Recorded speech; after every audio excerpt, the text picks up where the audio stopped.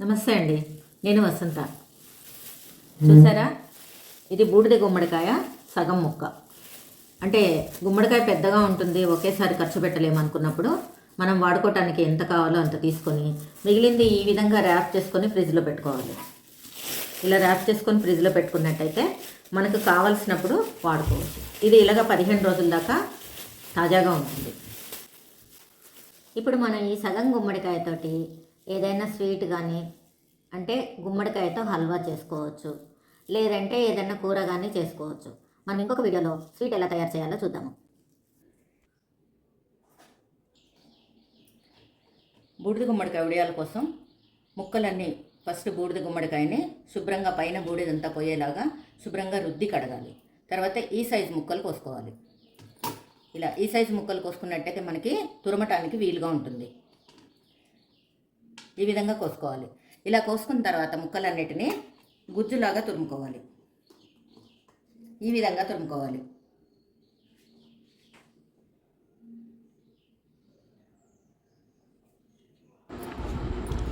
ఇలా ముక్కలన్నీ ఒక్కొక్కటిగా తురుముకోవాలి.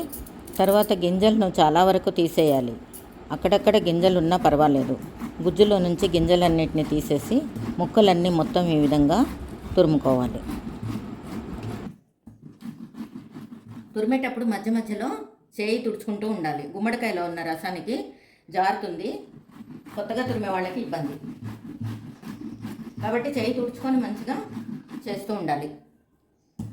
గుమ్మడికాయ తీసుకునేటప్పుడు కూడా కొన్ని టిప్స్ ఉంటాయండి. మనం కొనేటప్పుడు గుమ్మడికాయ పైన ఈ విధంగా ఆకుపచ్చగా ఉన్నటువంటి గుమ్మడికాయని సెలెక్ట్ చేసుకోవాలి. తర్వాత దీని తొడిమ కూడా ఆకుపచ్చగా ఉండాలి. కాయ బరువుగా ఉండాలి. కాయ బరువుగా ఉంటే దాంట్లో నీరు బాగా ఉన్నట్టు.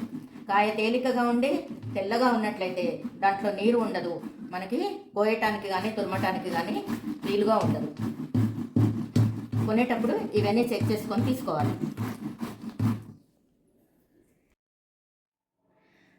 తురిమిన గుజ్జుని ఈ రకంగా పెట్టుకోవాలి.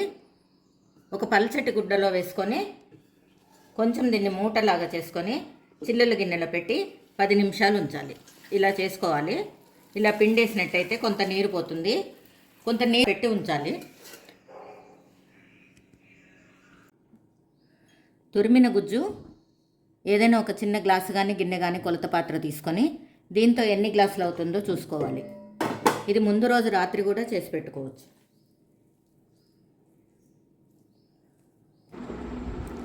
ఒకటి, 2, 3, 4, 5, 6,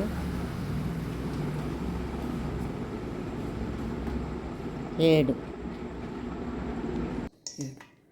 ఈ గ్లాస్ తోటి 7 గ్లాసుల గుజ్జు తయారైంది. ఇంకా కొంచెం, ఇంకొక హాఫ్ గ్లాస్ ఉంటుంది. 7 గ్లాసులు అయినప్పుడు ఇదే గ్లాస్ తోటి 1 గ్లాసు మినపగుండ్లు రాత్రిపూట నానబెట్టుకొని ఉంచుకోవాలి. నేను అలా నానబెట్టిన నానిన మినపగుండ్లు గ్రైండర్లో వేసుకొని గారెల పప్పులా గట్టిగా రుబ్బుకోవాలి.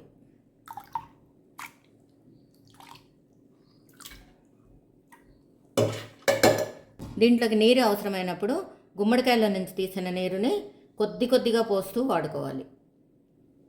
పిండిని మెత్తగా ఉండేటట్టు, గారెల పిండి ఉండేటట్టుగా రుబ్బుకోవాలి. తురిమిన గుజ్జు కొలిచి పెట్టుకున్నాం కదా, 7 గ్లాసుల పైన ఇంకొక సగం గ్లాస్ అయింది, 7 గ్లాసులన్నర అయింది.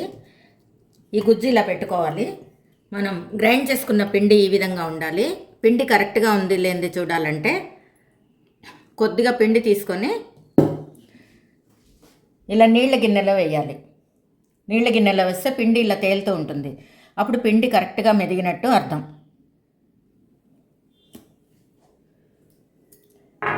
ఈ పిండిని మొత్తం ఒకేసారి వేయకుండా కొద్ది కొద్దిగా వేసుకుంటూ కలుపుకోవాలి. తర్వాత దీంట్లో పచ్చిమిర్చి పేస్టు, 1 స్పూన్ పొడి కారం, 1 స్పూన్ జీలకర్ర, మనం ఇందాక గుజ్జు కొలిసినటువంటి గ్లాస్తో 1/2 గ్లాసు నువ్వులు, 1 చెంచా ఇంగువ, ఇవన్నీ పెట్టుకోవాలి. కారము, ఉప్పు, నేను పచ్చిమిర్చిలో కారంలో ఉప్పు వేసి పెట్టాను కాబట్టి అట్లా తయారైన పేస్ట్ ఉంటే మీరు వేసుకోవచ్చు. లేదా ఇప్పుడు ఉప్పు కారం మీరు తినగలిగినంత చూసుకొని వేసుకోవాలి. ఈ గుమ్మడికాయ గుజ్జులో మనం రెడీ చేసి పెట్టుకున్నటువంటి పచ్చిమిర్చి పేస్టు, అర చెంచా ఇంగువ, కొలిచి పెట్టుకున్నటువంటి సగం గ్లాసు నువ్వులు, 1 స్పూను జీలకర్ర, నేను కొద్దిగా జీలకర్ర పచ్చిమిర్చి పేస్ట్లో కూడా వేశాను. ఈ కారం మనము చూసుకొని వేసుకోవచ్చు. అలాగే మనం తీసుకున్నటువంటి పిండి కొంచెం ఎక్కువ వేసుకొని పెట్టుకుంటేనే బాగుంటుంది. మనకు సరిపడినంత వేసుకోవచ్చు. ఒకవేళ మిగిలినట్టయితే ఏదైనా చేసుకోవచ్చు మినప్పిండితో. ఇప్పుడు ఇవన్నీ మంచిగా కలుపుకోవాలి. పిండిని ఇలా కలుపుకోవాలి. మనం మినపవడలు వేసినప్పుడు ఎలా కలుపుకుంటామో అలా నురుగు నురుగు వచ్చేలాగా కలుపుకోవాలి పిండిని. ఉప్పు కారం సరి చూసుకొని ఏది కావాలంటే అది వేసుకోవచ్చు. మీరు చేయితో కానీ లేదా గరిటెతో కానీ ఈ విధంగా అనాలి. ఇప్పుడు మనము వడియాలు పెట్టుకోవడానికి రెడీ అయినట్టు. చేతిని కొద్దిగా తడి చేసుకొని ఈ విధంగా పెట్టేసి కొద్దిగా ప్రెస్ చేయాలి అంతే. ఇలా వడియాలన్నీ పెట్టేసుకోవాలి. అవకాశం ఉన్నోళ్ళు ఎండలో పెట్టుకోవచ్చు. ఎండలో ఆరిన వడియాలు బాగుంటాయి. నీడలో ఆరిన వడియాలు గుల్లగా రావు, ఒక్కోసారి గట్టిగా కూడా వస్తాయి. కాబట్టి మీ అవకాశాన్ని బట్టి పెట్టేటప్పుడు నీడలో పెట్టినా కూడా తర్వాత ఎండలోకి పెట్టే ఏర్పాటు చేసుకోండి. అంతేనండి, ఈ విధంగా పిండి మొత్తం పెట్టేయాలి. ఈ బూడిద గుమ్మడి వడియాలు వేసవి కాలంలోనే పెట్టుకుంటే మంచిది. బూడిద గుమ్మడికాయ ఒంటికి చలవ చేస్తుంది కాబట్టి, దీంట్లో నీటి శాతం ఎక్కువగా ఉంటుంది కాబట్టి వేసవి కాలం ఎండలో ఎండినటువంటి వడియాలు తొందరగా పురుగు రావు. నీడలో ఆరినటువంటి వడియాలు తొందరగా పురుగు వచ్చేస్తుంది. అందుకే వీటిని వేసవి కాలంలో పెట్టుకోవాలి.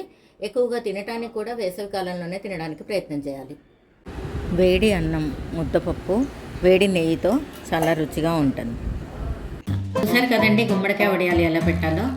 మరి ఇదే పద్ధతిలో మీరు గుమ్మడికాయ వడియాలు మంచి ఎండాకాలంలో ఎండ వచ్చినప్పుడు పెట్టుకోవడానికి ముందుగానే నేను వీడియో పెడుతున్నాను. మరి నా వీడియో మీకు నచ్చినట్లయితే లైక్ చేయండి, షేర్ చేయండి, సబ్స్క్రైబ్ చేసుకోండి. తప్పనిసరిగా బెల్ ఐకాన్ క్లిక్ చేయండి. నెక్స్ట్ వీడియోస్ అన్నీ కూడా మీకు